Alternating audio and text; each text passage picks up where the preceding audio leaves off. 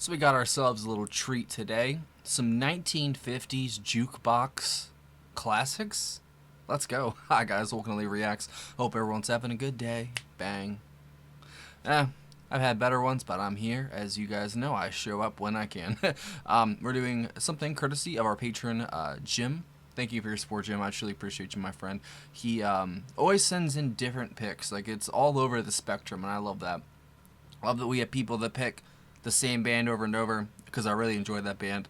And then I love the people that kind of spread it out. Like, this is something from the 50s. Like, we don't really venture that far back, but you guys know I'm game for whatever. So we are checking out for the first time today Big Joe Turner, and it's Honey Hush and Flip Flop and Fly, which apparently has been covered from by Van Morrison all the way to what was the other band he said? I can't remember. I don't have it up right here, but this man has been covered by a lot of people. Apparently he is a legend in his own right, and we're gonna give him a shot. So let's go. Don't forget to leave a like, comment, subscribe, check out our Patreon and our PayPal if you want to send a tip in, help a brother out. It's much appreciated. Or if you want to get a video, that's the way to do it. All right, I'll shut up. Big Joe Turner, Honey Hush. 3, 2, 1, go.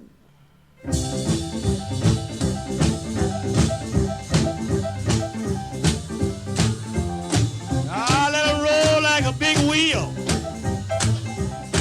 in a Georgia cotton field. Honey Hush.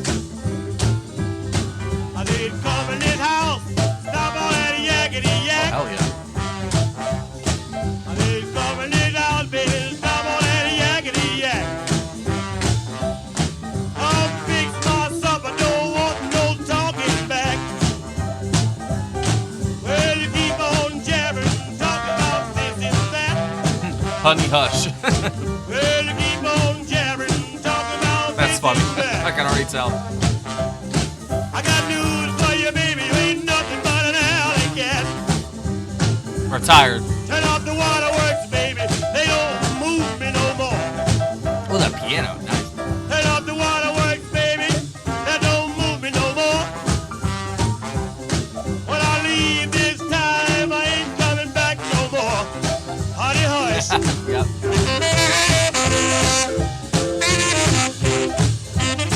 Oh, hell yeah.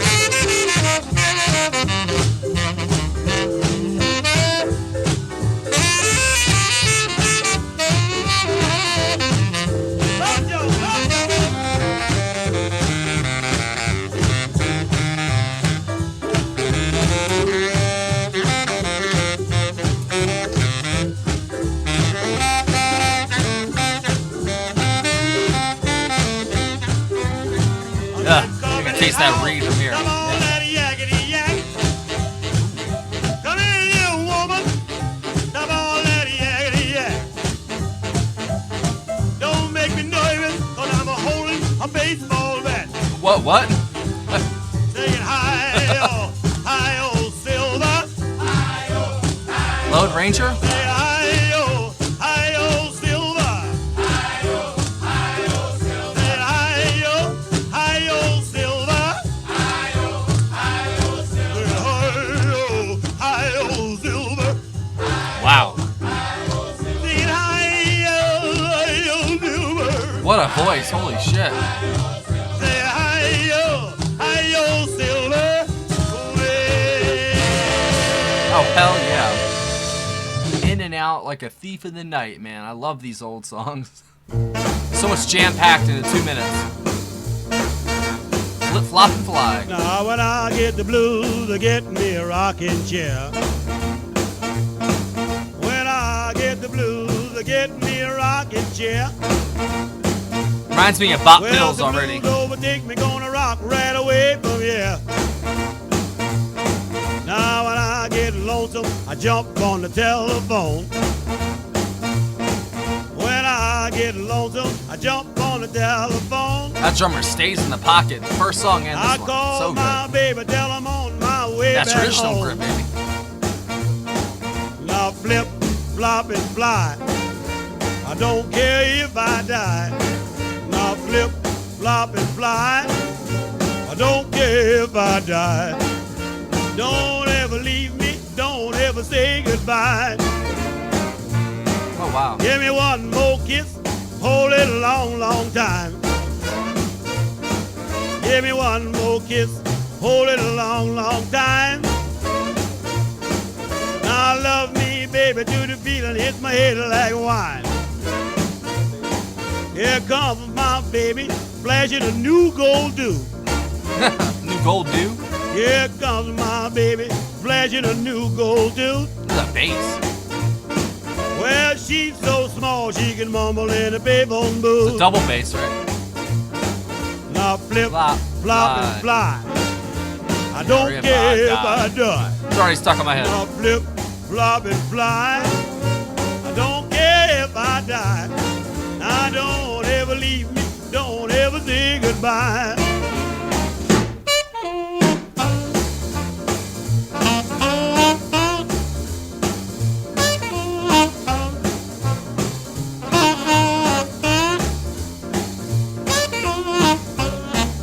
I can just imagine dancing to this. I'm like a Mississippi bulldog sitting on a hollow stump. I'm like a Mississippi bulldog sitting on a hollow stump. I got so many women I don't know which way to jump. Now flip, flop, and fly. I don't care if I die. Now flip, flop, and fly. I don't care if I die. Now don't ever leave me. Don't ever say goodbye. Oh my. Dude. First things first. Did they not know how to They wrote the best choruses in the 50s, bro. All the 50 songs I've heard, I mean, their choruses are literally addicting. I don't know if they... Obviously, they intentionally went for a good chorus, but I mean, I don't know if they meant it to be as good as it does. Maybe it hits better, 70 years later. Man, they knew how to write back then, bro. Like, it's so simple, but there's so much going on, like, packed within 2.5 minutes. Even just with the vocals and the lyrics, like, the first song, I already could tell what he was getting at. He already talking about the woman talking, and then he said something out of baseball bat halfway through. I'm like, okay, well, all right. One thing telling her to be quiet, but the baseball bat, that's a little unnecessary, I think. But man, they knew how to have a party back then, just with the music. Like, it's so much fun. You know what I mean? Maybe it's because I'm looking at it with like nostalgia or like rose tinted glasses to like a time I wasn't there for. But in reality, it's not as good as I think it was. But the music itself, man, it's so damn good. Like, that double bass is killing it. Drummer staying in the pocket. He had a sax, I think. I don't know if it was like an alto sax or whatever that was. But it sounded so good. And like the production is so, they call it lo-fi these days, but like it's so, minimal that, that you've got these like spurts of audio that go higher than they're supposed to, like by today's standards. And it's just so uneven at points in the sound. I think that's so cool because, sometimes like the bass would be muffled and you really couldn't hear it. You had to strain to hear it.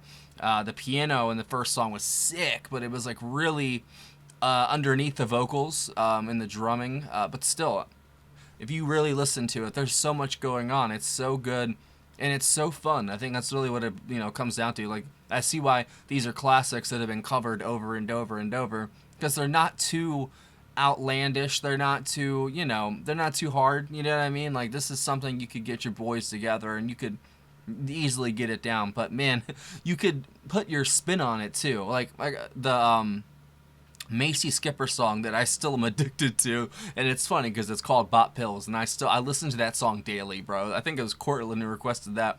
I still listen to that song, the Cramps version and the Skipper one. So like we've been dabbling in the 50s stuff, and it's just I love it. I'm not gonna lie, like it's so different than the 60s.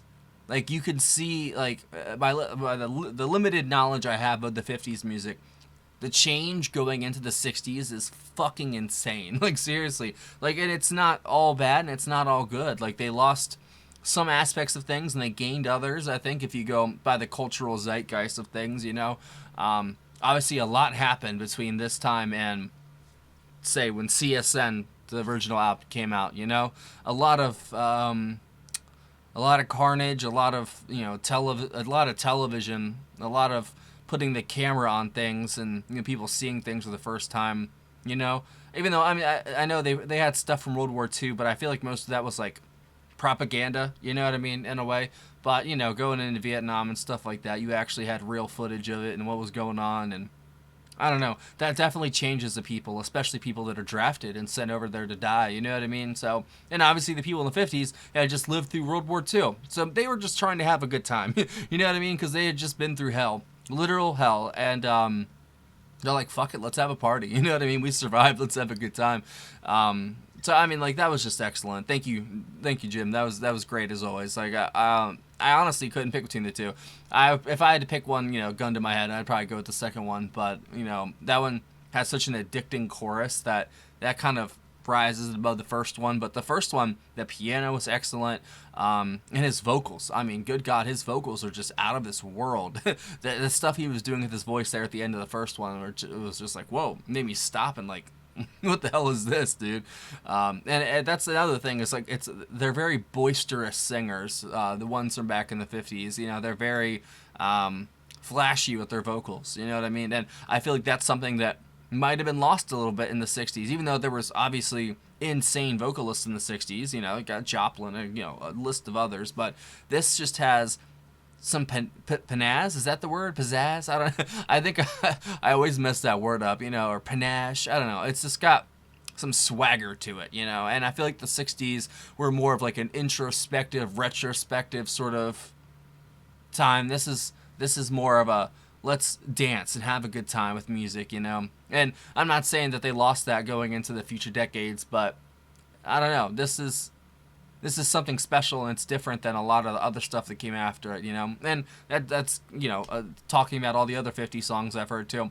That's just my, you know, opinion and my insight I've seen so far. It could be totally off base, you know, like I usually am, but I find it very interesting, you know, just the cultural changing of things, and like the changing of the guard, and, you know, the times progressing, and some people moving with them and some people not moving with them, and then some people going backwards, you know, like, you know, time isn't really linear. I feel like I think we've been fed that our entire lives, that, you know, time is second by second, minute by minute, hour by hour, day by day. But if I could take a wild guess, I would say that it's just one long moment. You know what I mean? Just one long moment. Like myself at 15 is happening right now, as me hopefully at 45 is happening right now, you know?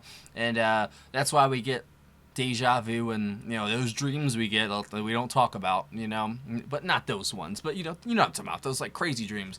I can't be the only one that has them. I've got like full-on worlds in my head, you know what I mean, like universes that are completely different than ours in every which way, but then there's similarities too. But then when I want to talk about them, it's on the tip of my tongue and it doesn't come out, you know. I'm glad I stopped smoking pot, 'cause, you know what I mean, like my dreams have actually come back. I don't know if you guys have noticed the difference in me at all, but I stopped smoking a while back, and I don't know, the memory's gotten better. I'm a little more sharper, and I dream now. You know, I didn't dream when I smoked, and I'm glad to be back out of my shell, because I was what's the Supertramp song? Is it trapped in your shell or whatever? I can't remember, but that's basically what it was. It's like my spirit was raging to get out, but I just wouldn't get out. But now I'm dreaming again. I'm feeling good, man. Honestly, I am. So, thanks for watching, guys. Hope you guys enjoyed that little slice of 1950s culture right there. I loved it. That was so good, and I'd love to hear more. If you guys got any other jukebox, that's so hard to say, jukebox classics like this, leave them down below. I would really appreciate it. That guy was awesome. I'd love to hear more from him. But, hey, if you get anything else, I am game. Leave a like, comment, subscribe, blah, blah, blah. Who gives a